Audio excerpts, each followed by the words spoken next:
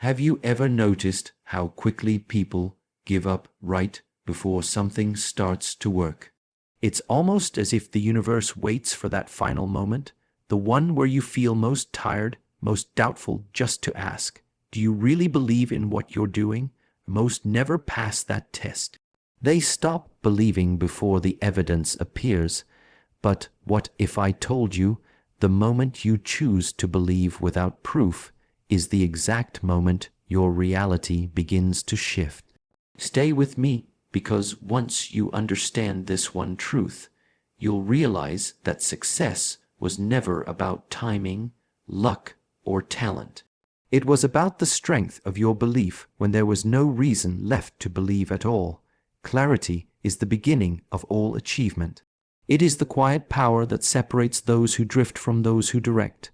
Most people think they have goals, but what they really have are wishes, vague, unformed desires floating in their minds. They say, I want to be successful, or I want to be happy. Yet when you ask what exactly that means, silence follows. And in that silence, dreams dissolve. When your mind is unclear, your energy becomes divided. You move in 10 directions, but make no real progress in any.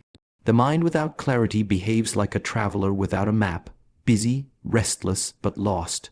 You can walk for years and still remain in the same place emotionally, financially, spiritually. That's the tragedy of unclear goals, effort without direction. Clarity, however, changes everything. It focuses your mind like a lens concentrating sunlight into fire. Once you define precisely what you want, the mind begins to reorganize itself. It filters out distractions. It notices opportunities you once ignored.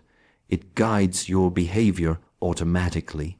Psychologists call this the reticular activating system, your brain's internal filter. Once it knows what matters, it brings that reality to the surface of your awareness. Suddenly, what seemed impossible begins to appear everywhere, simply because you finally know what you're looking for. But clarity is not only about setting targets, it's about knowing your why. Why do you want to achieve this goal? Why does it matter to you beyond external validation or reward? When your why is powerful enough, discipline stops being a struggle. The purpose itself becomes your fuel. That is why those who chase shallow goals burn out quickly, while those who move with intention can walk through storms and not lose their fire. To gain clarity, write your goals down, not as abstract ideas, but in concrete, measurable language. The written word sharpens thought. It turns emotion into direction. Once you write it, read it daily, refine it weekly, and remind yourself constantly, this is what I'm building. This is the life I'm shaping. Because without clarity, action becomes noise. But with clarity, even a single step carries purpose, weight, and power. So ask yourself, do I really know what I want? Because until that answer is clear, every other step will remain uncertain.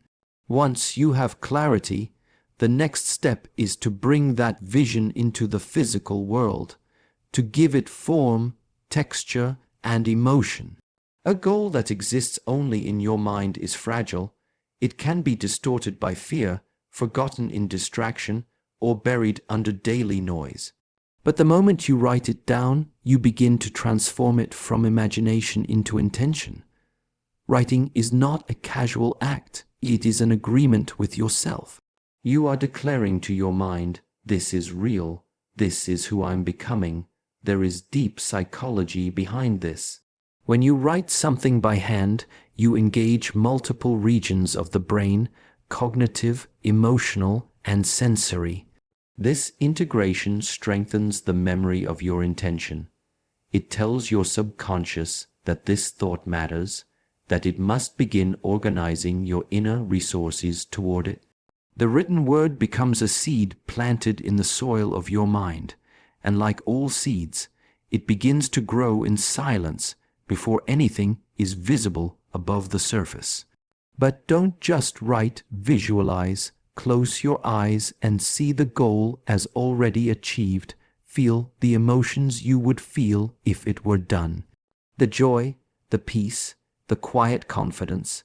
Visualization is not fantasy, it's mental rehearsal.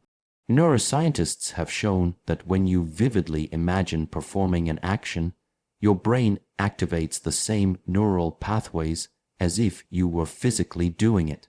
That means your body and mind begin to adapt to a future that hasn't yet arrived. This is why great athletes, performers, and leaders all practice visualization. They rehearse success until it feels familiar. When the real moment comes, they are calm because they've already lived it 1,000 times in their minds. You can do the same.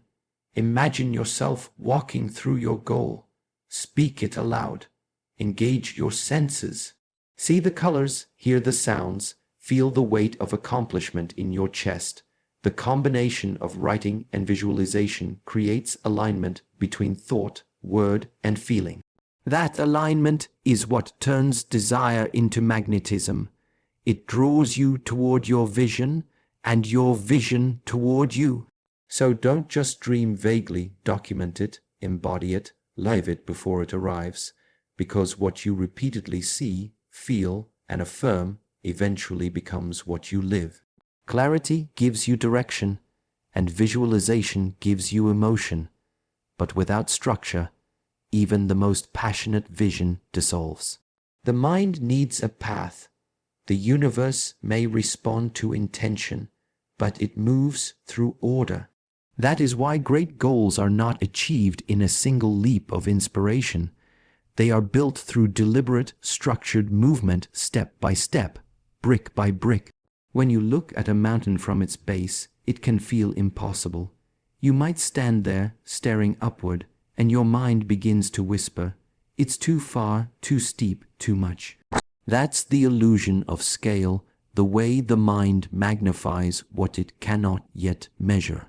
But when you break that mountain down into small, clear steps, when you decide, "I will reach this rock by noon, that ridge by sunset," the impossible becomes manageable.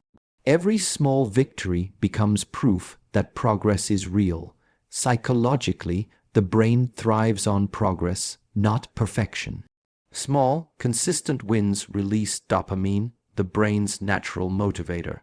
It keeps you engaged, confident, and resilient. This is why massive goals fail so often. They overwhelm the nervous system. The gap between where you are and where you want to be feels too wide, so the mind shuts down to protect itself from disappointment. But when you focus on a single, concrete step, one phone call, one page, one workout, the goal becomes digestible. You reclaim control. This principle applies to every dimension of life, physical, emotional, spiritual. You can't transform overnight, but you can make a small, intentional adjustment today. 10 minutes of focused effort done daily has more power than 10 hours of unfocused effort done once. The difference lies in rhythm. A river cuts through rock not because of its strength, but because of its persistence. So take your grand vision and divide it into measurable parts. Make a checklist, a sequence, a rhythm. Celebrate small completions. Each step is not just progress toward the goal. It's the training ground of discipline. It shapes the character needed to handle what you're asking for. Remember this: success is not one great act, it is the accumulation of small, invisible actions done with consistency and belief. Because the person who moves one steady step a day will always outrun the one waiting for the perfect leap. There comes a moment when planning, visualizing, and writing must give way to something far simpler: action. Nothing moves until you move. You can read, study, and prepare for years, but without consistent execution, even the clearest vision becomes a comforting illusion. The truth is, success rarely belongs to the most talented. It belongs to the most disciplined, to the ones who show up even when motivation fades, even when no one applauds. The human mind loves to wait for the right feeling, the right moment, the right level of energy, the right alignment of circumstances. But waiting for motivation is like waiting for the wind to push your ship in the perfect direction. The wind is unpredictable. The only thing under your control is the decision to set the sail. When you act first, emotion follows. This is a law of motion, psychological and spiritual. Movement creates momentum. Once you start, energy awakens. The body begins to cooperate with the will. Every day you take even one small, deliberate step toward your goal, you strengthen a hidden muscle, the muscle of consistency. Each repetition builds identity. You stop being someone who wants to achieve and become someone who acts toward achievement. And over time, that identity change becomes irreversible. You no longer ask, "Can I?" You simply say, "This is what I do." Some days will feel heavy. You'll wake up tired, uninspired, disconnected from your purpose. On those days, the step you take may not be perfect, but it still counts. Because the discipline to act when you don't feel like it, that's the bridge between average and extraordinary. Most people quit not because the goal was impossible, but because they expected it to always feel good. It won't. Growth demands discomfort, but in that discomfort, you are building resilience, the kind that no external obstacle can destroy. So, stop waiting for inspiration. Let your action become your inspiration. Begin before you feel ready, and let readiness catch up along the way. Because in the end, greatness doesn't come from bursts of effort. It comes from daily movement, done with quiet conviction, long after the excitement has faded. Move today. The path reveals itself only to those who walk it. As you walk your path, something important begins to reveal itself, the realization that no plan survives reality unchanged. Life will test you. The map you drew in the beginning was made with limited information, and as you move, new landscapes appear. Obstacles you never predicted, opportunities you never imagined, lessons you never asked for.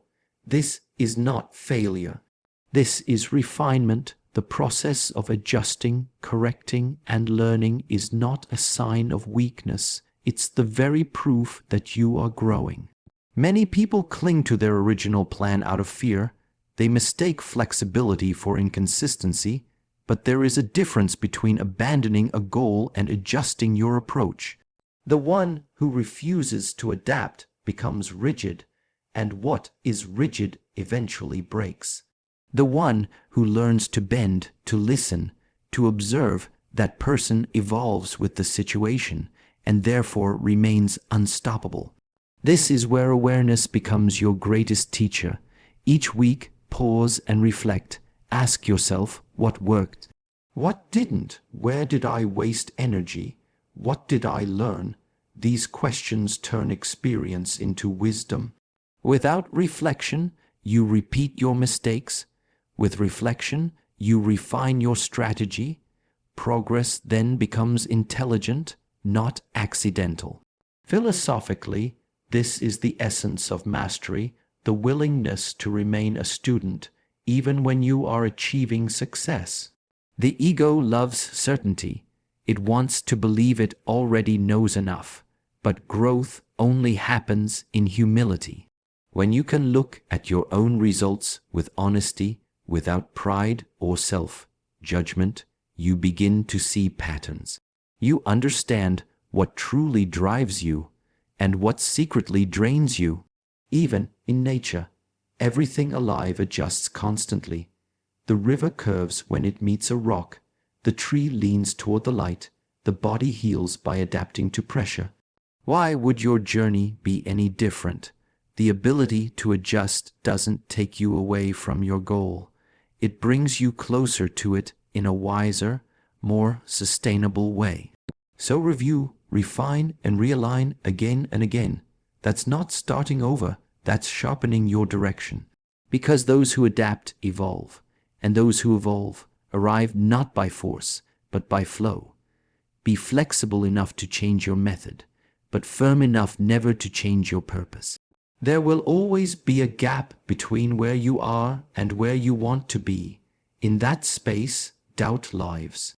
You will question your worth, your timing, your path.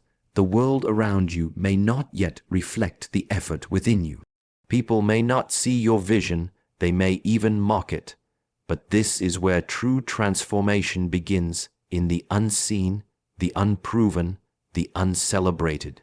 You must learn to believe without evidence. Faith is not blind optimism. It is a deep psychological and spiritual alignment with a possibility that has not yet materialized. It means holding the image of your goal so vividly that it becomes more real to you than your current circumstances. When your outer world contradicts your inner belief, keep your focus inward. Reality always catches up to consistency of thought.